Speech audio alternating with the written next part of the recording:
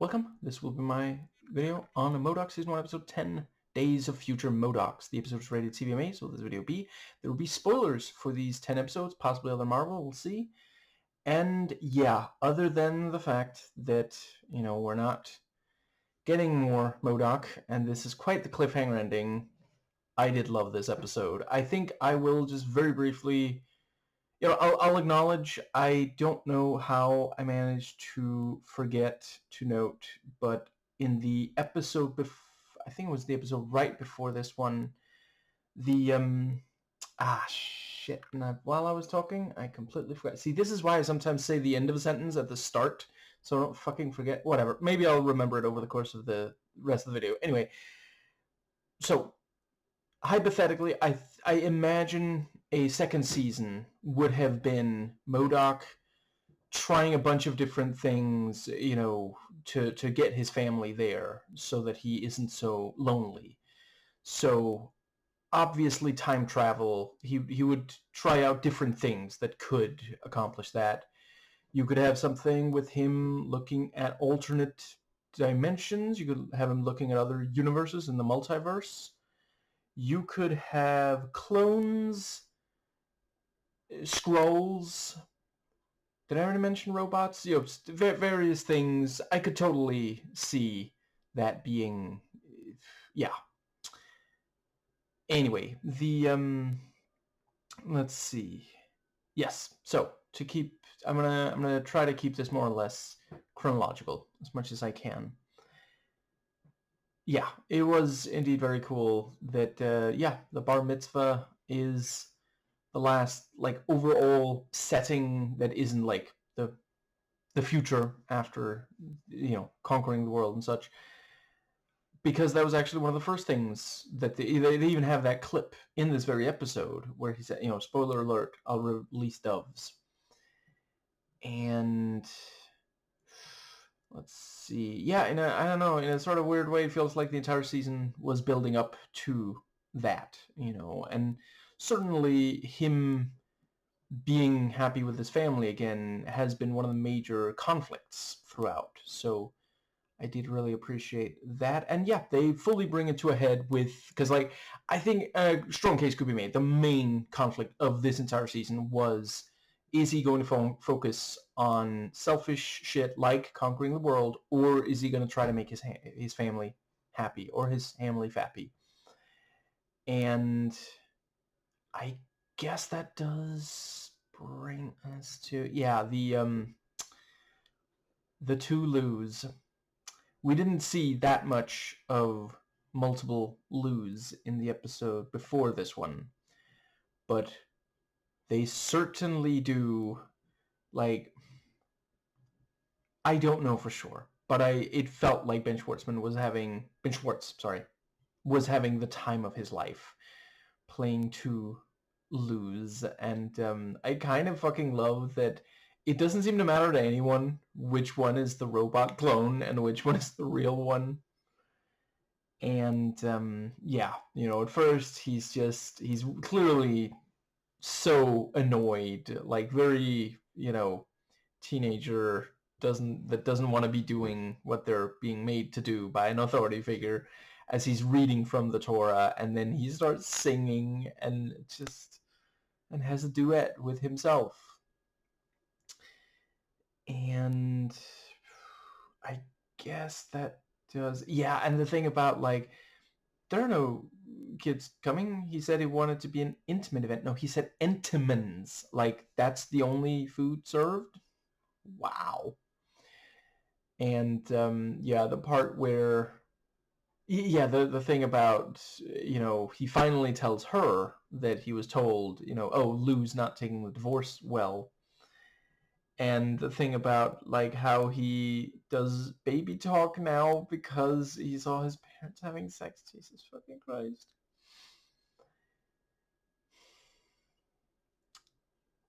His baby talk is creeping me out.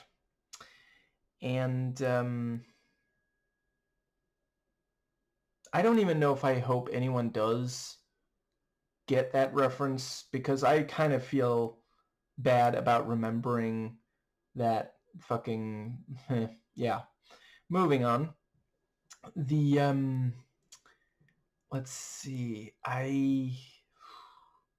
Yeah, so he goes to Melissa and is completely oblivious to how she's struggling as well. And he thinks she's talking about the mailman not taking the divorce vote. Jesus Christ. And, she points out it always blows up in her face when she helps, and she does still go along with helping. She really does want the family to be happy. And you have that thing about the part where he keeps yelling, "I want teens." Wow. But yeah, it was very funny. Like he, mentions various kinds of teens and then says poutine, and yeah.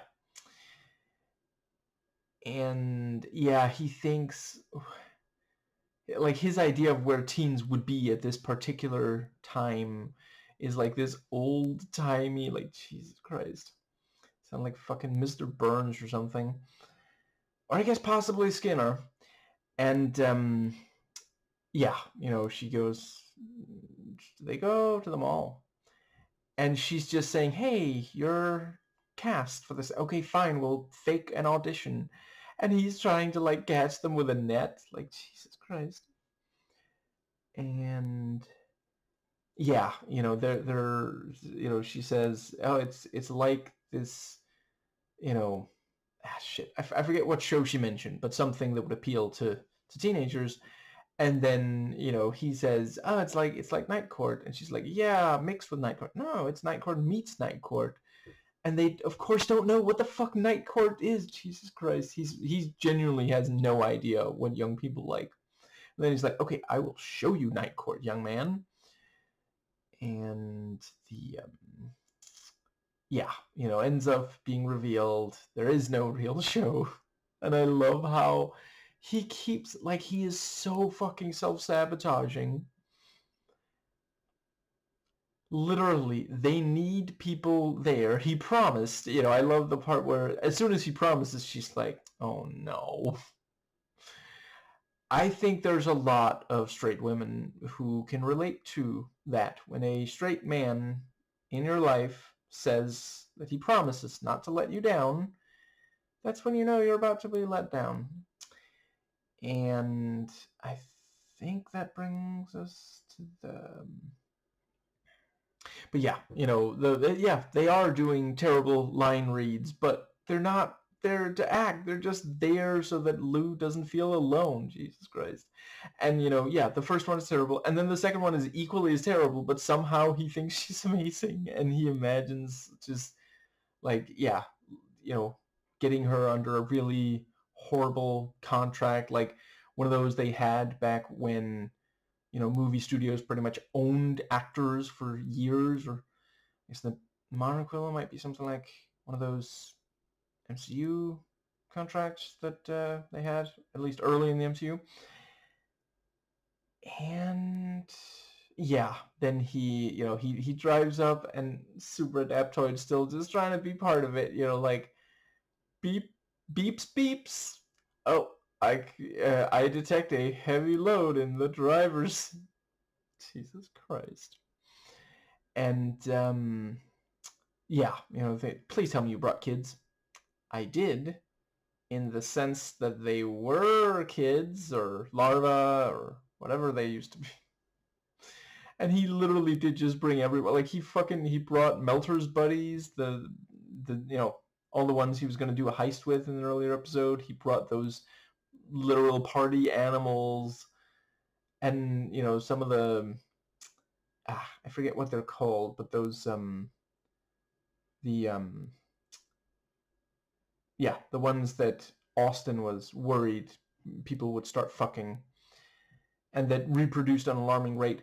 I guess they did kind of, they didn't really do anything more with that, but maybe Nexus was just defeated by Iron Man owning AIM. I could certainly see that. And it's also possible they were going to do something in the second season, because with Tony Stark, clearly Tony Stark was defeated. He has the armor turned into a throne and everything, so that would free up Nexus, and so they could continue being an antagonistic force, and they would try to take over the takeover while he is trying to bring his family back, something like that.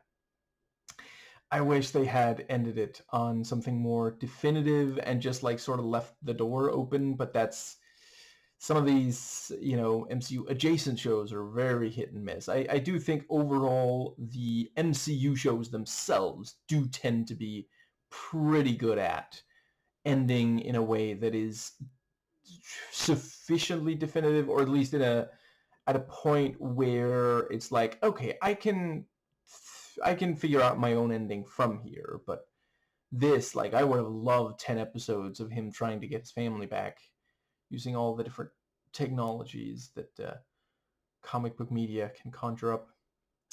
And let's see,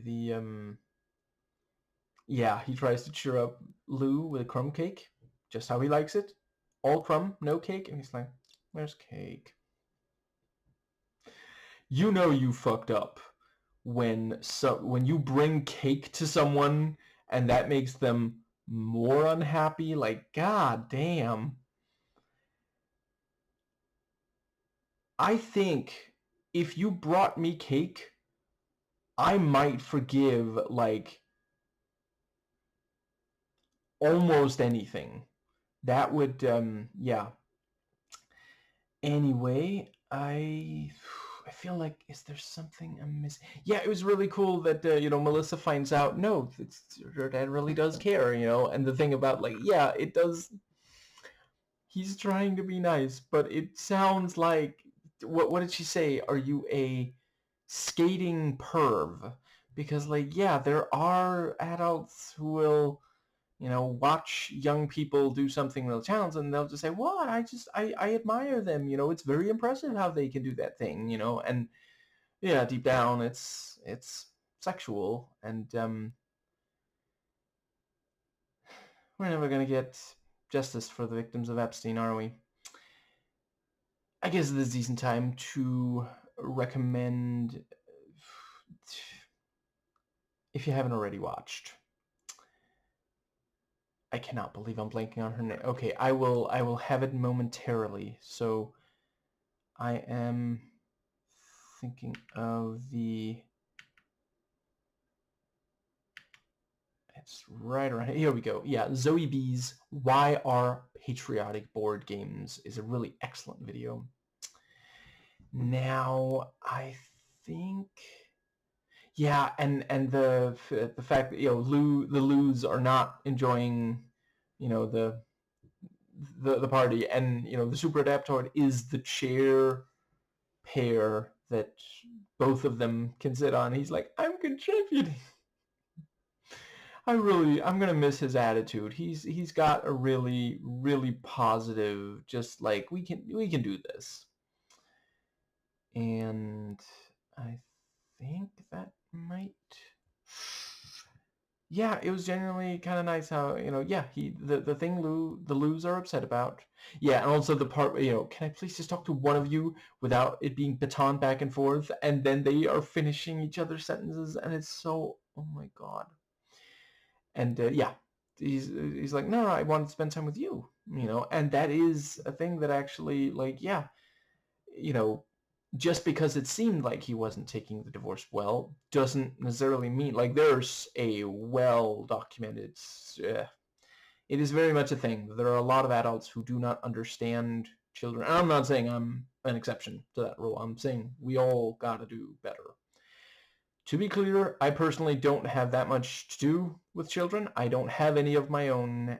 I'm not like a teacher or something, so yeah, I think that might, but yeah, they do dance a little, and then the Carmilla did show up, and she's kind of charmed by how fucking weird they are, so that's very nice. And yeah, the conversation between, the thing about, like, I don't think we can just go back to the way we were. I saw you have sex with a robot version of me. Were you jealous? And sneak eating cold cuts from under the bed. Then you were jealous. Jesus fucking Christ. But yeah, and you know, she directly asks, do you want things to go back to the way they were? And he says no, because clearly you weren't happy, you know. I really do appreciate how the show manages to have these relationship issues in the middle of all the ridiculous shit that I'm also here for. And yeah, you know, they can maybe work on it. You know, it was nice, other than the robot guts, to have dinner. And I think that is when the right, yes, the super adaptoid frees them, and it's like, you know, I had to free them. They said they would compliment me. He is so fucking codependent, like Jesus Christ. And you know, one of them is like, your body is a shape. And let's see, I guess, yeah, that's when M.O.D.O.K. young M.O.D.O.K. shows up in the giant, you know, mech suit. That was really, really cool. I'm glad we did get a proper, because they teased, like, it seemed like Monica was maybe gonna have one, but then, you know, she and M.O.D.O.K. came to an agreement instead. And yeah, you know, several, almost, you know, he's trying to step on them, and then, you know, he fires the missiles and all this stuff, and M.O.D.O.K. keeps, you know, stopping him just in time. And yeah, very cool that you know, the time crystal now enables him, it enables M.O.D.O.K. to pause time, you know. Of course, it does also mean he has to contend with the Dahaka. And yeah, you know, he manages to get M.O.D.O.K. out of the suit, and then M.O.D.O.K. Right, also like the thing about, you know, I bet you're wondering how I'm here after you thought you saw me die, and they all just say robot. Like, what the fuck else was it gonna be? Come on, man.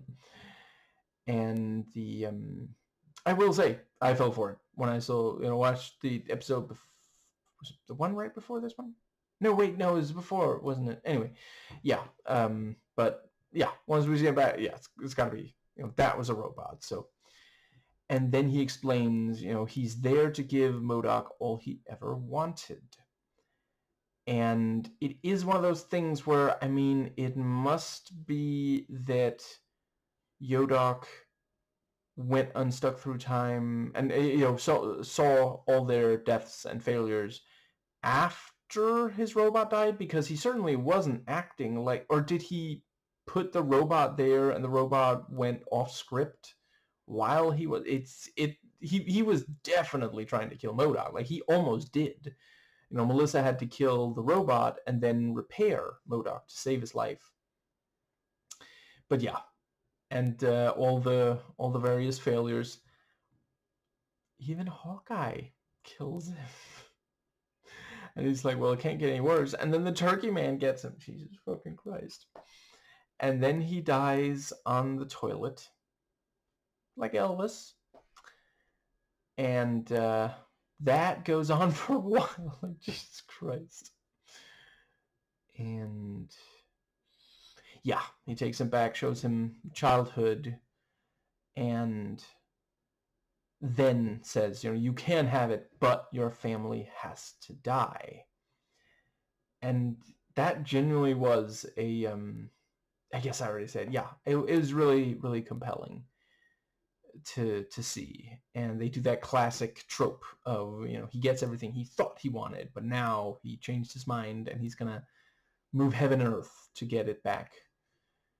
And yeah, I thought it really worked that, you know, yeah, clearly M.O.D.O.K. wanted to see some more, and M.O.D.O.K. knew, no, he's unhappy.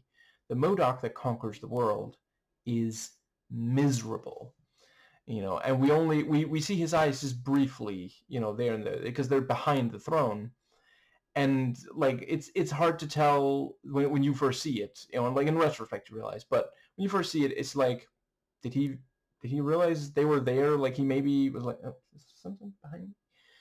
They're right behind me, aren't they? You know, but then later realize he was miserable. Like maybe he knew they were there, maybe not, but he's just sitting there like, what now? You know, kind of. So yeah, very nicely done on that. That's why M.O.D.O.K. wanted them to leave. And let's see. I guess that pretty much brings us to, yeah, and the thing about, you know, I can't do it, but I can. You just have to let me. And great match cut with, you know, we don't see the missiles explode, but we hear fireworks. Because now, yeah, he did indeed conquer the world. And, you know, we see him on the throne, and they, you know, so the statue commemorating the other statue is almost done, and it's like, so between that, the promise is broken, the failures, the bad physical health situation, what a fucking weirdo he is. And they're at the end insisting that no, he can, you know, he can still do this, even though he's like made these huge mistakes. Like, yeah, this is the Trumpiest M.O.D.O.K. has been on the show so far, on the entire show, and I'm here for it. And I guess and then the AIM guy goes all, what was the name of that? The infamous chair sniff or something like that. And I guess that does more or less cover. Yeah, and you know, at this point, he just wants to see these glimpses of his family. He's not even trying to get M.O.D.O.K. to time travel. And it breaks the crystal, kills M.O.D.O.K., and then he promises that he will find a way to bring them back. And it is also really cool. Like, we did see, you know, several episodes ago, we saw the locket with the hologram, and now locket comes out again, and the hologram matches almost 100% to the actual, yeah. So that is very cool. And it is that thing, you know, there is an actual, like, there's a lot of young men who struggle with, you know, maturing. And, you know, to be clear, I'm not saying that having a family is for everyone. If you genuinely feel confident that it would be bad for you to be, you know, in a romantic relationship, to have kids, whether biologically or adoption or the like, you know, like, you may be, like, there are people who, you know, where it's maybe best that they don't. Not everybody works under those conditions, you know. I'm pretty sure I would not be. That's why I'm no longer pursuing romantic relationship. And I don't suppose I ever really wanted kids. But which is why I don't have any. Please do not realize that after you've already had them. I really like that. You want to dance with me? No, with Dad. I only cared you for 9 months, you ungrateful little shit. And but yeah, you know, it is important to mature and grow up and become, you know, responsible. And a lot of, you know, young men do struggle to, and I'm sure, you know, others, you know, women and non-binary individuals do as well, but it can be a huge problem for everyone when a sufficiently large number of men refuse to grow up. Before I close out the video, I'm probably going to post the two videos about the same time, but I intend to do the spoiler review shortly after finishing the video. Wanted to note, it was really cool when he's walking down the hall and we see all these, trophies. He killed all the Avengers, and did the fandom thing of displaying all the collectibles that he has, and it did not really make him happy. You have to have other things. I'm not saying it's automatically going to mean you're unhappy, but it's not enough on its own. And yeah, I think overall I'm quite happy with how much they did with the various characters. Like, I'm not sure I can really think of a major character that they just didn't like. There are a couple of characters that obviously aren't major and were never meant to be, like most of the heroes. Like, we get some with Simon Williams, but like Tony Stark, very, very little, and that's because that's not really, like, he's kind of just the foil, and because M.O.D.O.K. is so incompetent, he doesn't need to work very hard to foil him. But yeah, the family, Gary, Monica, Austin, Nexus, the the heist group, the Friends of Melters. I thought all of them got just enough, considering it's only 10 episodes of what, like 25 minutes each or something. So there's and it moves fast and has a lot of characters. So there's it's slightly limited by all that, how much they can do. But yeah, I was I was happy with it, and I didn't feel like any character was just there for no good reason. And I was pretty happy with the number of cameos and references. I didn't think it took over. There were times where I was a tiny bit worried that it would, but then they would have a bunch of stuff where it is just focused on M.O.D.O.K. and his family, for example. I think that does pretty much just leave the closing. So yeah. So as mentioned, it is really important that we it can be a problem that we need to deal with. And I'm not saying it's you personally who has to talk to. If you know young men that are struggling, like if they are just exhausting, I know we can be, but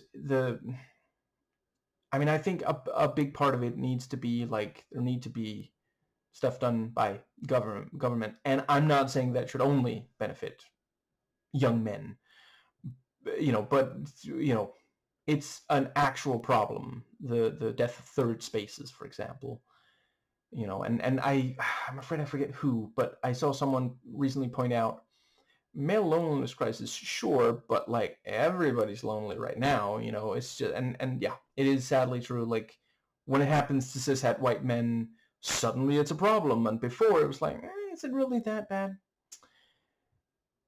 But it would be extremely beneficial for all of us if young men who are really struggling can be helped out of that. And I appreciate also some of it is attitude and like personal responsibility and such. Like I've met so many young men and read about in studies that just really don't want to, they realize, oh hey, the world isn't gonna cater to me as media promised it would. And like that's something every young man at some point realizes that. And you can choose to become a bigot and blame minorities who didn't cause that, or you can become progressive and fight against those lies because they are actually harmful, yeah.